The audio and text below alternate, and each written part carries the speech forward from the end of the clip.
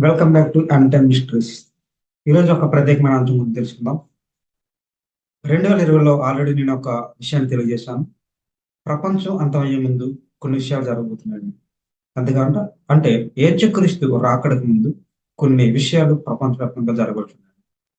Already December 31 నాడు నేను చర్చలో అనౌన్స్ చేశాను. రాబోయే 2024 సంవత్సరంలో భయంకరమైన భూకంపాలు, ఎంతవరకు ఎవరు చూడని భూకంపాలు వస్తాయి, వరదలు వస్తాయని తెలియజేశాను. ఆ రీతిగానే ఆ రోజు నైట్ తెలియజేశాను. పెద్ద తర్వాత రోజు మార్నింగ్ ఏం జరిగిందంటే జనవరి 1, 2024 జపాన్‌లో భయంకరమైన భూకంపం. ఆ భూకంపం ద్వారా చాలా మంది ప్రాణాలు కోల్పోయారు. అంతేకాకుండా ప్రాణ నష్టం, ఆస్తి నష్టం కూడా జరిగింది. సో, ఈ రీతిగా అక్కడ మొట్టమొదటి భూకంపం ప్రపంచంలో జపాన్‌లో ప్రారంభమైంది. ఈ రీతిగా ఈ సంవత్సర కాలంలో ప్రపంచంలో అనేక చోట్ల ఎప్పుడూ నమోదు కాని నంబర్ ఆఫ్ భూకంపాలు, నంబర్ ఆఫ్ ఎర్త్‌క్వేక్స్ ఏమవుతాయంటే నమోదవుతాయి. అది భారతదేశంలో కూడా. మన భారతదేశంలో కూడా అనేక రకాలైన అనేక ప్రాంతాల్లో పెద్ద పెద్ద భూకంపాలు. ఈ మధ్య ఇంతవరకు వచ్చే భూకంపం కన్నా ఎక్కువ భూకంపాలు ఈ సంవత్సర కాలంలో సంభవిస్తాయి. ఇది ఎలా చెప్తున్నారంటే ఇది ఒక ప్రవచనం. దేవుని యొక్క లేఖన భాగంలో ఏమని తెలియజేయబడుతుందంటే బైబిల్ గ్రంథం నుండి ఒక విషయంలో ఉంటుందన్నమాట. ఏంటంటే ఆహ్, ప్రపంచం అంతానికి ముందు జరగవలసిన కొన్ని కార్యాలున్నాయి. అందులో భూకంపం ఒకటి, కరువు ఒకటి. ఈ విధంగా ఏంటంటే జపాన్‌లో భూకంపం వచ్చింది. ఆ తర్వాత సునామీ కూడా వచ్చింది. అంతేకాకుండా భారతదేశంలో జనవరి నెలలోనే ఏం జరిగిందంటే ఢిల్లీ ప్రాంతంలోను, సౌత్ ఇండియాలో కూడా కొన్ని ప్రాంతాల్లో భూకంపాలొచ్చాయి. అంతేకాకుండా చెన్నైలోని, ఆంధ్రప్రదేశ్‌లోని కూడా నెల్లూరు, చెన్నై, ఆంధ్రప్రదేశ్ కొన్ని ప్రాంతాల్లో ఏమైందంటే వరదలు ఒక విస్తారమైన వర్షాలు పడి చాలా వరకు ఆస్తి నష్టం కూడా జరిగింది. సో, ఈ రీతిగా ఈ యొక్క మన భారతదేశంలో కొన్ని ప్రాంతాలు జరిగాయి. ఇలాంటివి ఇక్కడితో ఆగిపోవు. ఎందుకంటే ఈ సంవత్సరము కరువులకు ప్రారంభమైన సంవత్సరము.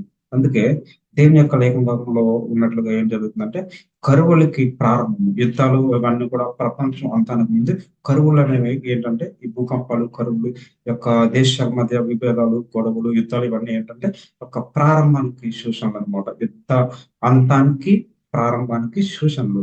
అంతేకాకుండా భారతదేశానికి సరిహద్దు ప్రాంతాల్లో ఉన్న దేశాలు ఏవైతే ఉన్నాయో, ఆ దేశాలు భారతదేశంతో యుద్ధానికి తలపడతాయి ఈ సంవత్సర కాలంలో. సో, ఆ విధంగా ఏం జరుగుతుందంటే భారతదేశానికి ఆస్తి నష్టం జరుగుతుంది. దాన్ని బట్టి భారతదేశంలో ఆర్థికంగా నష్టపోవడానికి గల కారణం ఏంటంటే, మొదటగా భూకంపాలు, సునామీలు, తర్వాత యుద్ధాలు.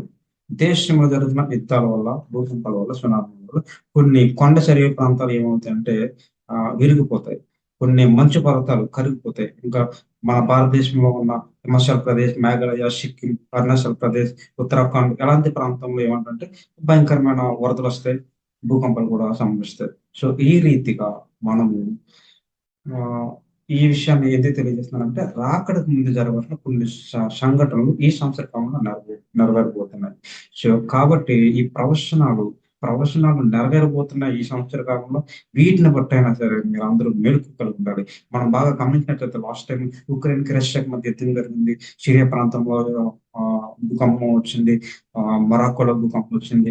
ఒక ప్రాంతంలో ఏమో కార్చిస్ వల్ల ఆ ప్రాంతం మొత్తం కాలిపోయింది. ఇలా చాలా విషయాలు 2023 జరిగాయి. కానీ 2024 జరిగే విషయం ఏంటంటే ఉష్ణోగ్రత, టెంపరేచర్ లెవెల్స్ బాగా పెరిగిపోతాయి. ఇప్పుడు 2020లో నేను తెలియజేసిన వీడియోలో ఏం తెలియజేశానంటే ఆహ్, ప్రపంచం అంతమయ్యే లోపు ఈ యొక్క ప ప్రపంచంలో ఉన్న వేడి టెంపరేచర్ ఏమవుతుందంటే పెరిగిపోతుంది. ఇంక్రీజ్ అయిపోయి చాలా వరకు భూమి కాలిపోవడం అని చాలా నష్టాలు జరుగుతా ఉంటాయి. ఈ రీతిగా జరగాల్సిన సందర్భాలున్నాయి. ఎందుకంటే రాకడ ముందు ప్రకటనలను మనం బాగా గమనించినట్లయితే బైబిల్ గ్రంథం నుండి ప్రకటన గ్రంథంలో మనం బాగా చదివినట్లయితే 14 రకాల ఈవెంట్స్ జరగబోతున్నాయి. ఈ 14 రకాల్లో ఇదొకటి. ఈ యొక్క విధ్వంసం రాబోతుంది. వీటన్నిటిని ఎదుర్కోగల శక్తి మీరు అందరికి ఉండాలి. వీటిలన్నీ మీరు ఎదుర్కోగలరు. సమస్యలైతే వస్తాయి. స అందుకంట ఈ సంవత్సర కాలంలో ఇంకా మరొక విపత్తు ఏంటంటే ఆర్టిఫిషియల్ ఇంటెలిజెన్స్. ఆర్టిఫిషియల్ ఇంటెలిజెన్స్ వల్ల చాలా మంది ఉద్యోగాలు కోల్పోతారు. నిరుద్యోగులు ఎక్కువ పెరిగిపోతారు. తర్వాత ఆల్రెడీ ఉన్న సాఫ్ట్‌వేర్ కంపెనీస్ ఏవైతే ఆ సాఫ్ట్‌వేర్ కంపెనీస్ వల్ల చాలా మందికి ఉద్యోగాలు పోతా ఉంటాయి. సో, ఈ విధంగా భారతదేశం ఆర్థికంగా నష్టపోతుంది. వీటన్నిటిని బట్టి భూకంపాలను బట్టి ఆర్థిక నష్టం జరుగుతుంది. వరదలను బట్టి ఆర్థిక నష్టం జరుగుతుంది. నిరుద్యోగులు ఉద్యోగాలు లేకపోవడం కూడా ఆర్థిక వ్యవస్థ మారిపోతుంది. భారతదేశం ఇప్పుడు ప్రపంచంలో 5 ప్లేస్‌లో ఉంది. కానీ 5 ప్లేస్‌లో ఉన్న భారతదేశం కిందకి దిగజారిపోయింది ఈ సంవత్సర కాలంలో. ఇదేంటంటే 2024 ఏప్రిల్ నుంచి 2025 మార్చి ఫైనాన్షియల్ ఇయర్‌లో కంప్లీట్‌గా భారతదేశ యొక్క ఆర్థిక వ్యవస్థ మొత్తం చేంజ్ అయిపోతుంది. ఇవన్నీ జరిగినా, ఏం జరిగినా కరువులు, సమస్యలు, శోధనలు ఎన్ని వచ్చినప్పుడు కూడా మనం వీటన్నిటిని జయించగలిగినట్లు శోధనలోకి ప్రవేశించకుండా మనమందరం ఏం చేయాలంటే ప్రార్థన చేయాలి. ఈ విధంగా మనం ప్రార్థన చేసినట్లయితే దేవుడు మనందరిని రాబో ఉగ్రత నుంచి, భూకంపాల నుంచి, వరదల నుంచి, కరువు ప్రాంతాల్లో ఆకలి దప్పుల నుంచి విడుదల దయచేసి మనకి కావాల్సిన సమృద్ధి అయిన సంపదను, సమృద్ధి అయిన ఆహారము ఆయన మనకి అనుగ్రహిస్తారు. ఆ రీతిగా మనం అందరం ప్రార్థించుదాం.